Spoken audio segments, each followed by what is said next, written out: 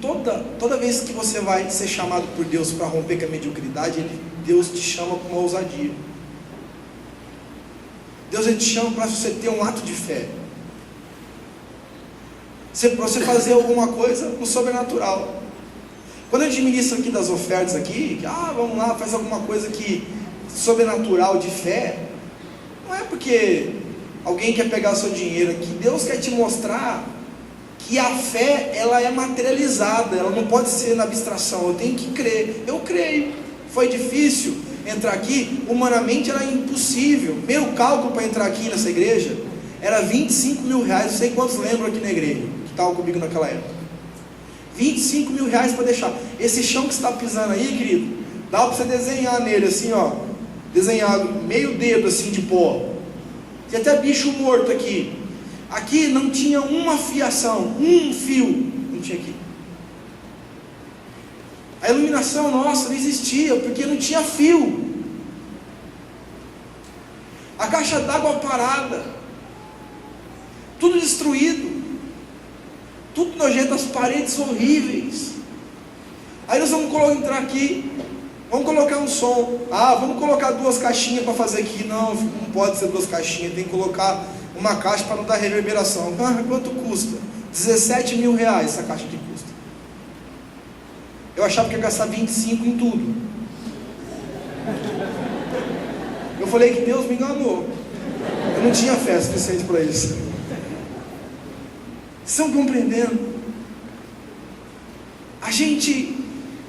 Deus, Ele nos chama, e Ele chama para que a gente sonhe, para que a gente saia da mediocridade. Mas quando a gente sai da mediocridade, a gente é perseguido. Tem pessoas que ficam tristes: pastor, estou sendo perseguido, estou triste. Eu falei: se alegra. Quando alguém vem dizer assim para mim, ontem nós trouxemos aqui, o Rodolfo fez Raimundos, foi lindo, foi muito maravilhoso. Quem estava aqui viu, foi poderoso. O Rodolfo, ex-vocalista do Raimundos, veio para cá testemunhar. Eu não podia comunicar à igreja sobre isso, porque eu tinha meio que um contrato com as pessoas que estavam trazendo ele. Mas eu disse, como eu disse para vocês no domingo passado: venha, não falta, porque tem surpresa. Porque assim, aí o que aconteceu? Na hora do show, na sexta-feira, que ele foi fazer um show extremamente evangelístico no pub aqui da cidade, um show para quebrar paradigmas. Aí o que aconteceu? As igrejas foram comprando ingressos para levar as pessoas para lá. Quando descobriram que ele viria dar o testemunho dele no sábado aqui, só uma igreja cancelou 45 ingressos. A 20 reais, faz as contas, o prejuízo da organização. Aí eu fico triste pelo organizador, fico triste pelo evangelho, mas eu não fico triste por aquilo, pela perseguição, porque eu sei que isso faz parte do evangelho. Que toda pessoa que faz a diferença vai ser perseguida. Toda pessoa que se dispõe a viver os sonhos de Deus vai ser perseguida. Eu fico feliz com os argumentos que os pastores e líderes da cidade falam de mim, ou da nossa igreja. Eles chamam a gente de porta larga, sabia disso? Não? Vocês são El Shaddai e a igreja da porta larga. É para entrar a cidade toda. Muito fácil, isso mesmo, moça.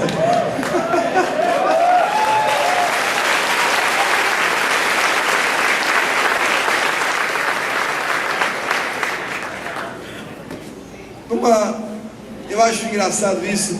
A nossa igreja é uma igreja da porta larga, mas quando a gente vai conversar sobre compromissos, o pastor pula dessa altura com medo de perder os jovens. A gente não tem medo de pregar isso aqui, né? Porque é porta estreita, porta larga. Ou porque nós somos a igreja do Oba-Oba. Eu falo para as pessoas: vocês chegam no domingo aqui, vê luz, ar-condicionado, cadeirinha aconchegante, você senta, acha que é o lugar do conforto, mas logo logo vem o Deus do confronto na sua direção, te transformando, te moldando, te fazendo melhor, te restaurando, te inspirando. Eis que o barro na mão do oleiro começa a ser moldado para transformar o barro sem forma e sem nenhum tipo de expressão em vaso de honra diante do Altíssimo. Se você é esse vaso, aplauda ele, querido.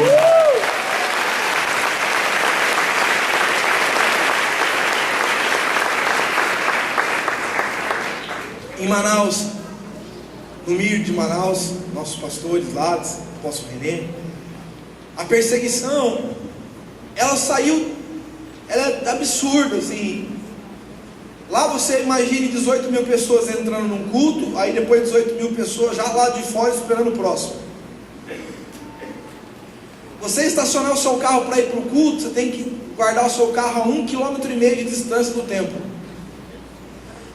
E aí o que aconteceu? O prefeito endemoniou lá e foi em cima deles e fica lá dando multa para todos os carros.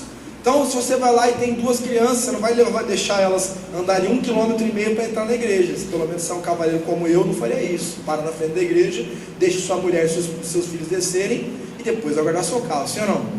Você não faz isso e converta, mas que é uma benção. Aí o que acontece? O cara para o carro lá, eis que uma multinha chega já para ele lá. Quando eles fecham no fruto fiel deles com 85 mil pessoas, você imagina os taxistas lá de Manaus falam assim para mim: eu não passo na frente dessa igreja, mas nem a pau, porque eu entro e não saio mais de lá. E aí gerou uma onda de perseguição, mas graças a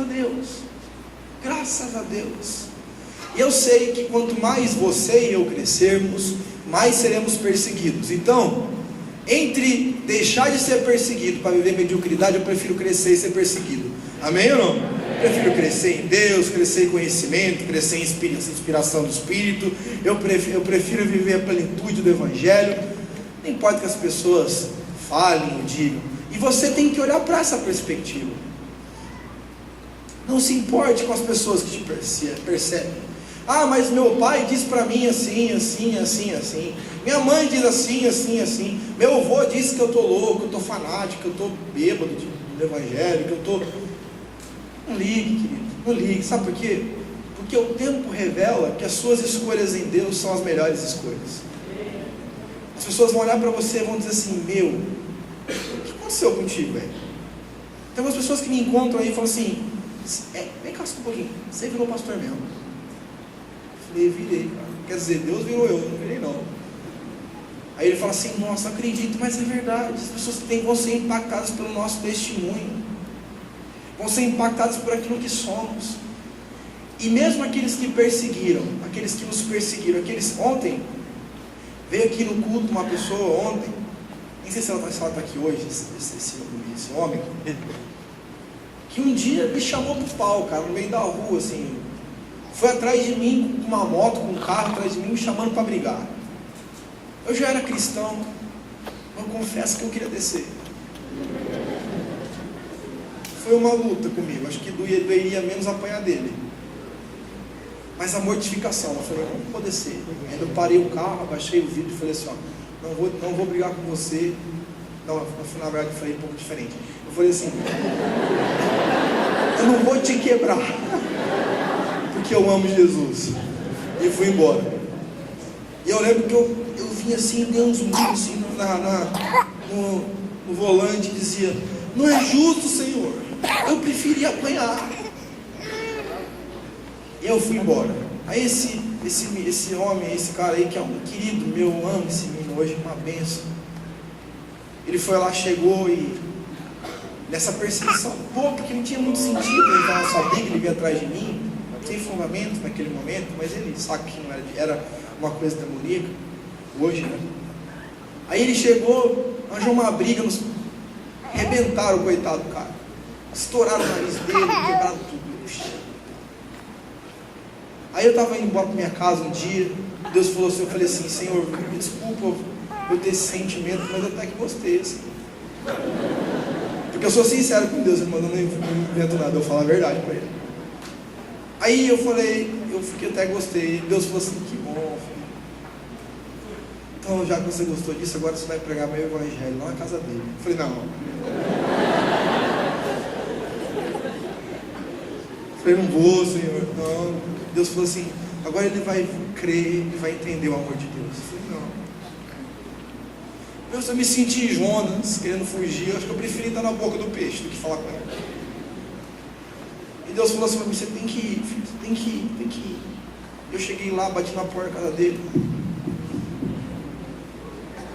Volta o cão arrependido, né? Aí eu falei assim: eu queria falar com o seu filho aí. Aí ela chamou o cara: chamou ele saiu. Aí ele falou assim: o que você quer?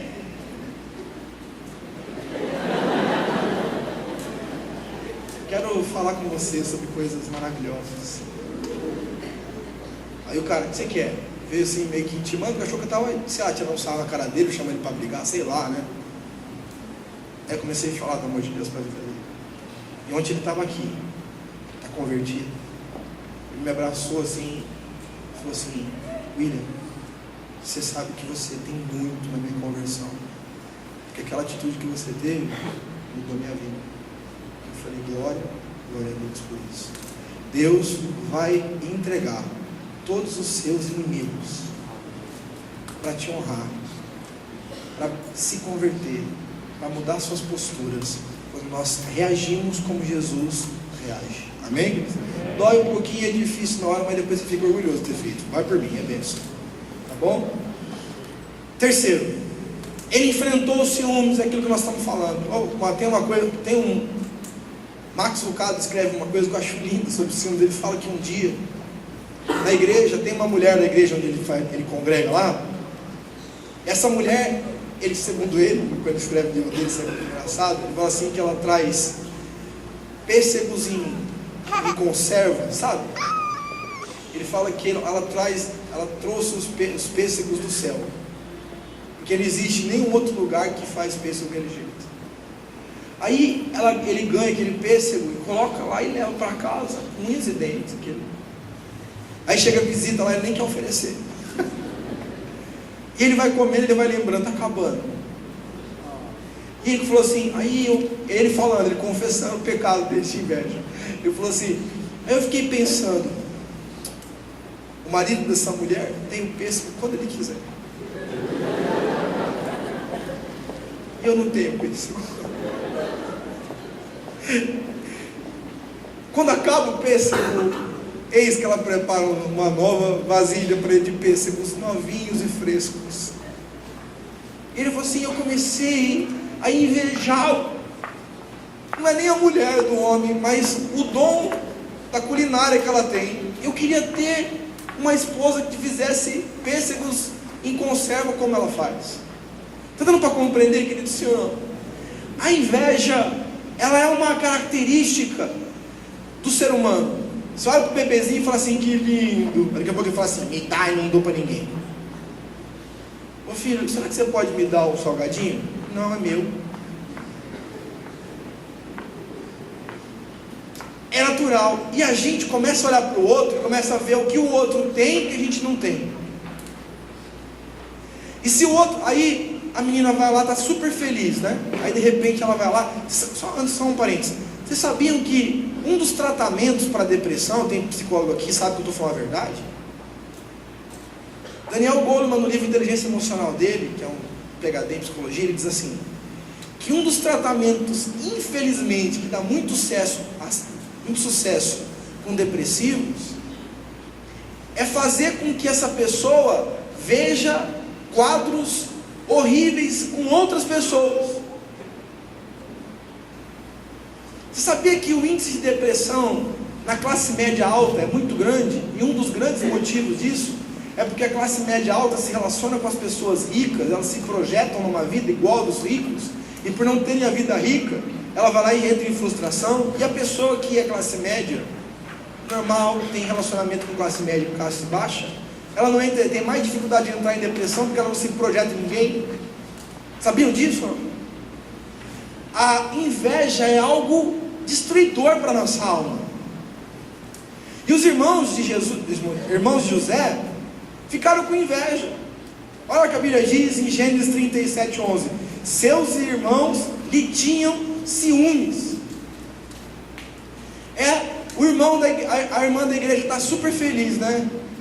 Lá na igreja, feliz, até a irmãzinha, que ela não sabia, entrar de mão dada com o irmão da igreja. Estou orando. A pessoa desaba. Não porque ela gostava do cara, mas porque ela chegou depois que ia lá na igreja, e ela achava que ela tinha que entrar na fila. Ela não pode cortar a fila assim, Deus está furando fila.